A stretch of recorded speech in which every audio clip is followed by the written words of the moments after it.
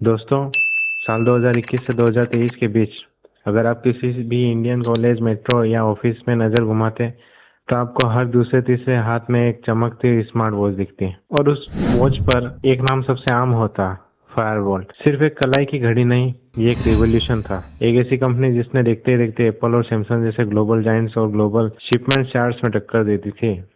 Counter point और IDC की report चीख चीख कर कह रही थी कि ये भारत का सबसे तेजी से बढ़ने वाला ब्रांड है। 28% से ज्यादा का डोमेस्टिक मार्केट शेयर, करोड़ों के रेवेन्यू और ब्रांड एम्बेसडर कौन? Virat Kohli, Vicky Kaushal, M S Dhoni. लेकिन साल 2025 और 2026 आते आते अचानक ऐसा क्या हुआ कि इस चमकते हुए सितारे की रोशनी मंद पड़ने लग गई? क्यों जो स्मार्ट वॉच कभी यूथ का स्टेटस सिंबल थे, वो आज रिकॉल और रिप्लेसमेंट के दलदल में फंस गई है? क्या फायरबॉल का अंत होने वाला है या ये किसी बहुत बड़े बदलाव की तैयारी है?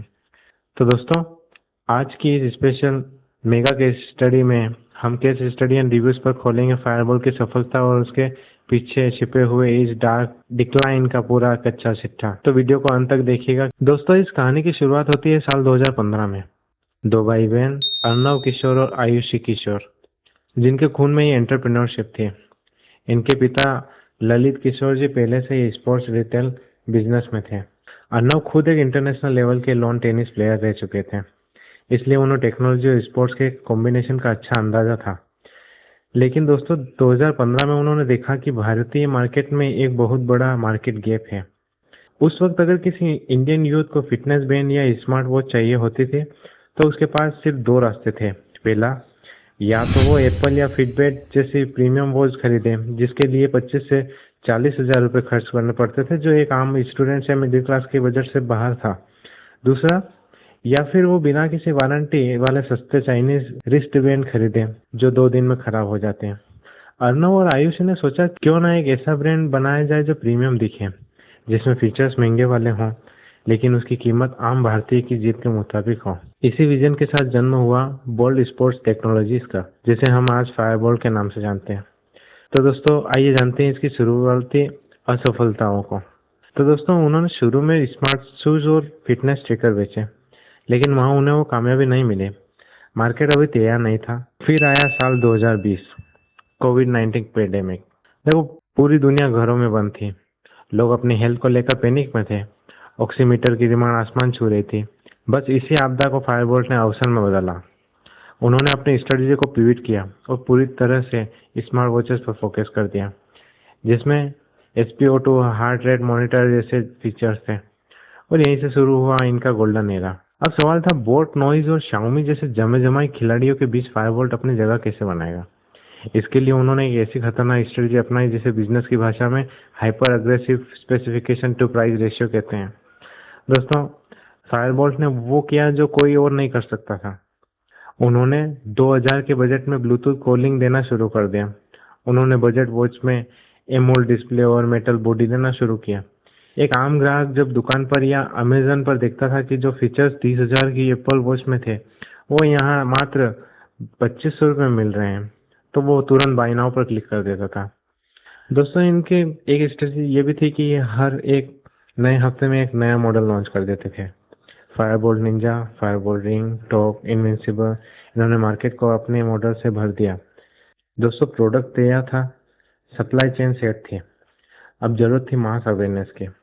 अब भारत में लोगों का ध्यान खींचने के लिए दो ही सबसे बड़े रास्ते हैं, क्रिकेट और बॉलीवुड। फायरबोल्ट ने इन दोनों रास्तों पर अंधाधुंध पैसा बहाया। इन्होंने सिर्फ एक या दो ब्रांड एम्बेसडर नहीं चुने, इन्होंने 150 से ज्यादा सेलिब्रिटीज और इन्फ्लुएंसर की फौज खड़ी कर दी। जब विकी कौशल की फिल्में हिट हो रही थी तो वो कलाई पर फायरबोल्ट बांधे दिखे। जब यूथ शुभमन गिल को फॉलो कर रहा था तो वो इसके पोस्टर्स पर आ गए। और जब भरोसे की बात आई तो किंग कोहली खुद इसके चेहरे बन गए। फायरबोल्ट ने एक कैंपेन चलाया, हैशटैग फाइंड योर फायर। जब जनता पहले इस ब्रांड का नाम तक नहीं जानती थी, उसे लगने लगा कि अगर इतने बड़े बड़े स्टार्स ये पहन रहे हैं तो फिर कोई इंटरनेशनल या बहुत ही बड़ी हाई क्वालिटी प्रीमियम ब्रांड है। FY 2020 में इनके रेवेन्यू 500 करोड़ से पार कर गया। और सबसे चौंकाने वाली बात क्या थी कि कंपनी पूरी तरीके से बूटस्ट्रैप थी, यानी फाउंडर का अपनी कंपनी पर 100% कंट्रोल था, बिना किसी बाहरी इन्वेस्टर के दबाव के। It's miracle. अब बात करते हैं दोस्तों फायरबोल्ट के डाउनफॉल की। देखो, क्वालिटी में कॉम्प्रोमाइज सबसे पहला पॉइंट।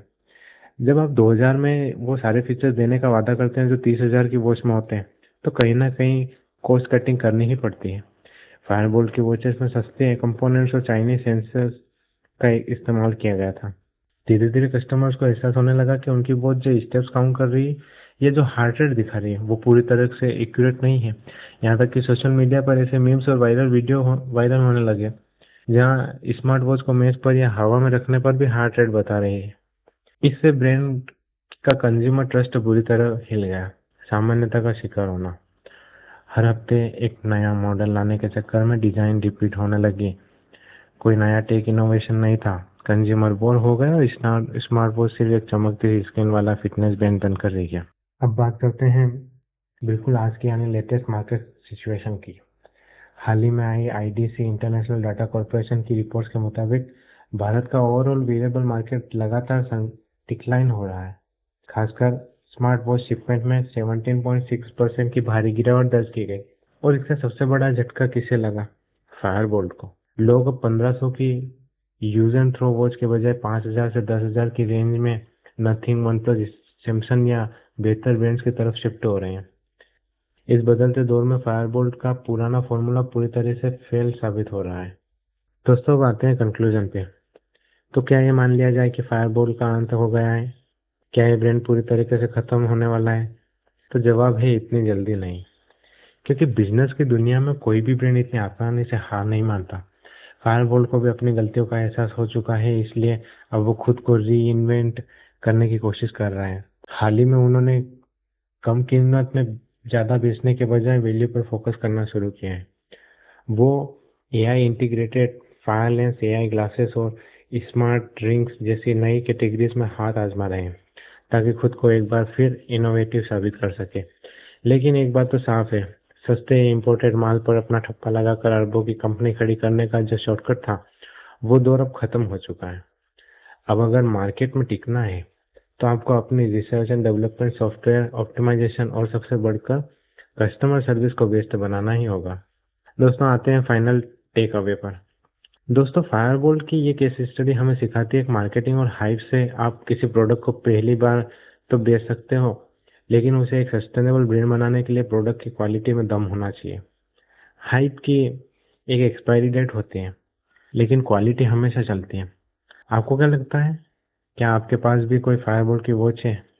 आपने अपने किसी फ्रेंड को तो जरूर गिफ्ट करी होगी। आपका उसके साथ कैसा एक्सपीरियंस रहा? क्या वो आज भी चल रही है या खराब हो चुकी है? नीचे कमेंट सेक्शन में अपनी राय जरूर लिखें। अगर आपको केस स्टडीज एंड रिव्यूज की यह डीप डाइव केस स्टडी पसंद आई हो तो वीडियो को लाइक करें, चैनल को सब्सक्राइब करें और अपने उन दोस्तों के साथ शेयर करें जो बिजनेस और स्टार्टअप में इंटरेस्ट रखते हैं। मिलते हैं आपसे अगली किसी ऐसी दिलचस्प केस स्टडी